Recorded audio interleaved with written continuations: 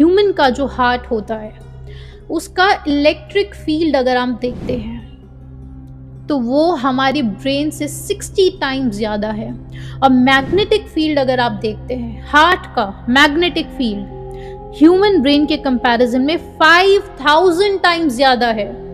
ये जो human heart है, यहीं से सारी ये जो वाइब्रेशंस हमारी रिलीज होती है वो वाया द स्पाइनल कॉर्ड हमारे ब्रेन तक पहुंचती है। आप समझिएगा कि वाइब्रेशंस है जो आपके हार्ट से रिलीज हो रही हैं और ब्रेन तक पहुंच रही हैं। अब इंसान का जो ब्रेन है, आपको सुनकर बहुत हैरानी होगी, एग्जिस्ट करता है, एक थिन लेयर होती है जिसे ड्यूरा नाम से बोला जाता है, और साथ ही में एक फ्लेक्सिबल फ्लूइड लाइक लेयर होती है। उस फ्लूइड के बीच में ह्यूमन का ब्रेन हर समय हिल रहा होता है। ह्यूमन ब्रेन जो है वो कॉन्स्टेंटली वाइब्रेट कर रहा है 0.005 से 0.01 mm हर समय। और ब्रेन में यानी कि लेफ्ट हेमिस्फीयर और राइट हेमिस्फीयर प्रेजेंट है। वहीं से आपकी सारी सेंसरी और मोटर कॉर्टेक्स की नर्व्स हैं। तो अब वाइब्रेशंस अगर सही रिलीज कर दी जाएं तो हमारा जो ब्रेन है वो रेजोनेट करने लग जाएगा अर्थ की फ्रीक्वेंसी के साथ, या फिर प्रकृति के साथ हम अलाइन हो जाएंगे। तो अभी जो इंसान का ब्रेन हिल रहा है 0.005 टू 0.01 mm, उसको हमें सही फ्रीक्वेंसी पे रेजोनेट कराना है। उसके लिए हार्ट से सही प्रकार की वाइब्रेशंस रिलीज होनी चाहिए। तो इसके लिए CIA कहता है कि वहां से तीसरा प्रोसेस पॉसिबल है, वो है कुंडलिनी अवेकनिंग या फिर ट्रांसेंडेंटल मेडिटेशंस। जो इंसान लगातार बहुत सालों से मेडिटेशंस कर रहे हैं तो स्वाभाविक है कि उनका हार्ट जो है वो सही प्रकार से वाइब्रेशंस रिलीज कर रहे हैं। इससे सबसे इम्पॉर्टेंट चीज़ ये होती है कि हमारे शरीर में एक बाइफर्केशन एको होती है, जो शब्द उन्होंने इस्तेमाल किया है। बाइफर्केशन एको ऐसे समझ लीजिए कि हार्ट बीट जो है इंसान की वो हर समय टकरा रही है। अगर आप रेजोनेंस में नहीं है प्रकृति के तो आपकी हार्ट बीट हर समय टकरा रही है।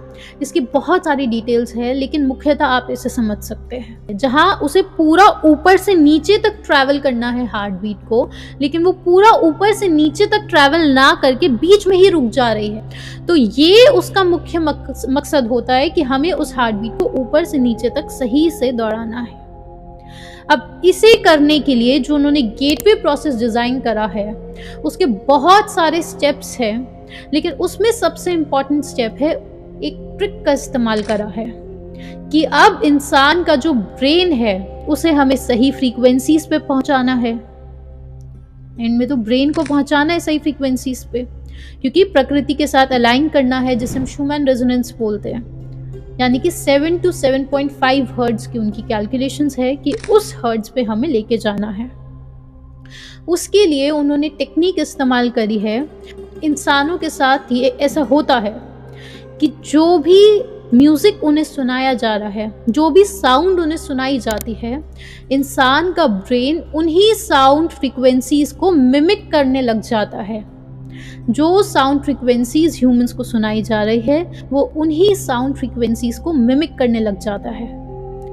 अब जब आपका ब्रेन उसी फ्रीक्वेंसीज को मिमिक कर रहा है तो उन्होंने सोचा कि ये जो 7 to 7.5 हर्ट्ज पे हमें इंसान के ब्रेन को पहुंचाना है, क्योंकि ये वो फ्रीक्वेंसीज है जहाँ पे इंसान को एस्ट्रल प्रोजेक्शन भी हो जाता है, जहाँ पे रिमोट व्यूइंग भी संभव है। तो इसके लिए क्यों ना हम कुछ टिप्स डिज़ाइन करते हैं। तो उन्होंने कुछ म्यूज़िक डिज़ाइन करे।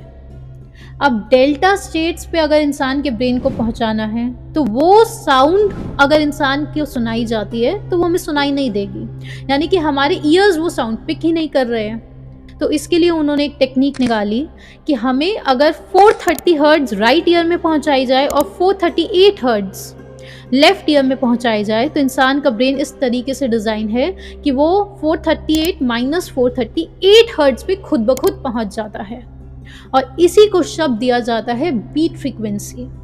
तो इसी के लिए उन्होंने पूरी अपनी गेटवे के प्रोसेस के अंतर्गत उन्होंने पूरी टेप्स डिज़ाइन करी है मोनरो इंस्टीट्यूट ने।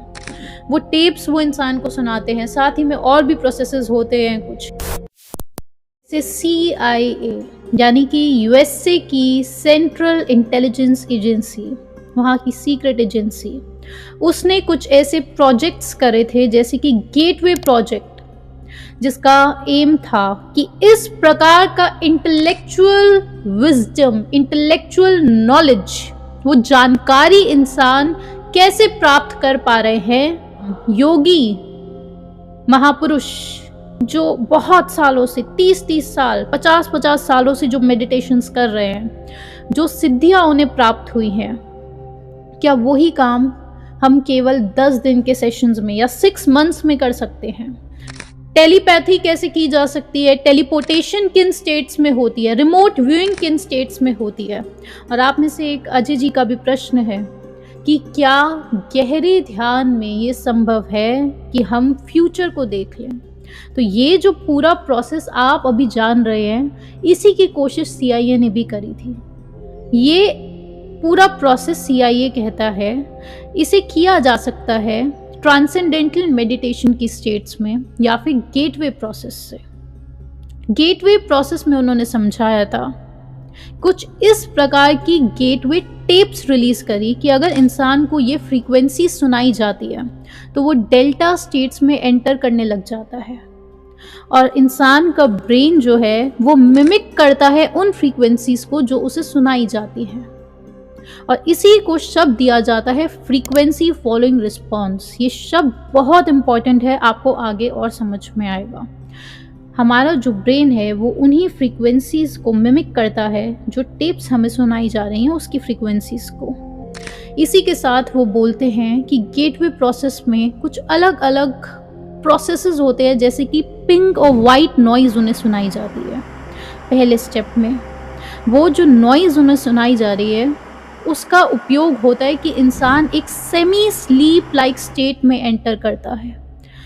सेमी स्लीप लाइक स्टेट का मतलब होता है कि माइंड जो है इंसान का अब वो रेस्ट की स्टेट पर आ चुका है। वो नॉइज़ अगर आप सुनेंगे तो जैसे टीवी में पहले सिग्नल चला जाता था, जो खड़ की आवाज़ आती थी, जो ग्रे और वाइट लाइंस, उस प्रकार की वो आवाज़ आपको महसूस होगी सुनने में। अब यहाँ पर बहुत इम्पॉर्टेंट चीज़ वो मेंशन करते हैं कि इंसान को पहले ट्रेनिंग देनी पड़ती है कि उन स्टेट्स में भी कैसे अवेयर रहना है, ये ट्रेनिंग की जाती है। क्योंकि अगर इंसान स्लीप लाइक स्टेट में जाता है तो उसका कंप्लीट होश जो है, अवेयरनेस जो है वो ख़त्म हो जाती है। लेकिन वो ऑब्जर्वर हमें चाहिए, वो ऑब्जर्वर होगा, वही वो ऑब्जर्वर ही सारी नॉलेज निकाल के लेकर आएगा और फिर यहाँ पे आके हमें बताएगा। और ऐसा ही गहरे ध्यान में होता है। और उस ट्रेनिंग के लिए जो गेटवे प्रोसेस में जो टेक्निक इस्तेमाल करी है वो है रिपीटिशन प्राइमिंग। उसके लिए भी टेप्स उन्होंने डिजाइन करी है। रिपीटिशन प्राइमिंग का सिद्धांत ऐसे समझिए मंत्र सिद्धि, कि आप हर समय इस चीज को रिपीट कर रहे हैं कि मैं शरीर नहीं हूं, मैं बॉडी नहीं हूं, मैं उससे बहुत ऊपर हूं, मैं बॉडी नहीं हूं। जब इंसान उन स्टेट्स को विजुलाइज करने लग जाता है और सेमी स्लीप लाइक स्टेट में जा रहा है और उसकी कुछ समय तक ट्रेनिंग की जाती है, उसके बाद वो कहते हैं कि यहाँ पर remote viewing, out of body experiences possible होते हैं। मुख्य यहाँ पे गेटवे टेप्स जो कर रही है कि इंसान को वो एक सेमी स्लीप लाइक स्टेट में लेके जा रहे हैं। यहाँ पर इंसान खुद ध्यान से, मेडिटेशन से नहीं जा रहा है, बल्कि खुद से उन टेप्स को सुनकर हम स्लीप लाइक स्टेट में एंटर कर रहे हैं। अब आपको ये समझना है कि जब रिमोट व्यूइंग कर रहे हैं वो, तो उसमें स्पेसिफिकली मेंशन्ड है बहुत इंपॉर्टेंट चीज़, जब इंसान अलग डायमेंशंस में एंटर कर रहा है, उस इंसान को इंटेलेक्चुअली ऐसी एबिलिटी होनी चाहिए कि वहाँ पर दूसरे बीइंग्स भी आ सकते हैं। ऐसा CIA खुद अपने डॉक्यूमेंट्स में लिखता है कि वहाँ पर दूसरे बीइंग्स भी एंटर कर सकते हैं, तो उनको कैसे टैकल करना है जब इंसान उस आउट ऑफ बॉडी एक्सपीरियंस में जा रहा है। बहुत सारी ऐसी बातें होती है जो इस प्रकार से इधर नहीं बताई जा सकती, और कुछ ऐसे एक्सपीरियंसेस होते हैं कि कुछ लोग सुन के उन्हें डर लग जाता है बहुत सारी ऐसी मेडिटेशंस होती है कि हार्ट पेशेंट्स को ये मेडिटेशंस नहीं करनी चाहिए। उसका मुख्य कारण यही है, जब इंसान उन स्टेट्स में एंटर करता है तो वहाँ पे कुछ इस प्रकार की बीइंग्स से इनकाउंटर हो सकता है। तो उन बीइंग्स को किस प्रकार से हैंडल करना है, क्योंकि अगर फियर आ गया तो इंसान वहीं अटक जाते हैं। ऐसे बहुत सारे केसेस होते हैं जहाँ पे इंसान कोमा में चले जाते हैं। तो मुख्य आपको ये समझना है, ये CIA अपने डॉक्यूमेंट्स में मेंशन करते हैं कि उन बीइंग से एनकाउंटर होता है, तो इसलिए इंसान को उनसे कैसे टैकल करना है वो आना चाहिए। अब यहाँ पे एक और बहुत इम्पॉर्टेंट चीज़ वो लिखते हैं कि अगर एक इंसान अपनी अटेंशन शिफ्ट कर रहे हैं तो उससे मच बेटर है कि एक ग्रुप ऑफ पीपल हो, बहुत सारे लोग हो जो एक साथ इन मेडिटेशंस में एंटर करें। जब बहुत सारे लोग एक साथ इन मेडिटेशंस में एंटर कर रहे हैं तो इंसान को उन एंटिटीज को टैकल करना, हैंडल करना काफ़ी इजी हो जाता है, क्योंकि इंसान को एक भरोसा रहता है कि बाकी लोग भी है उसकी मदद के लिए। इस प्रकार से आप समझ सकते हैं, या फिर उसकी जो इंटेंशंस है वो बाकी लोगों की इंटेंशन से कोहेरेंट हो जाती है। जैसे हमने पिछले सेशन में समझा था कि USA का जो ओशनिक रिसर्च इंस्टीट्यूट है उसने कुछ जियो स्टेशनरी सैटेलाइट्स लगा रखी हैं। इस प्रकार की बात वो अपनी वेबसाइट पे मेंशन करते हैं कि उन्होंने जियो स्टेशनरी सैटेलाइट्स लगा रखी है जो अर्थ की जियो मैग्नेटिक फील्ड को हर समय मेजर कर रहे हैं। वो तो उसके ग्राफ हर समय डेवलप हो रहे हैं। बहुत समय से, बहुत सालों से वो ही ग्राफ डेवलप हो रहे थे, और ठीक एक दिन देखा जाता है कि उसमें बहुत बड़ी पीक आई है।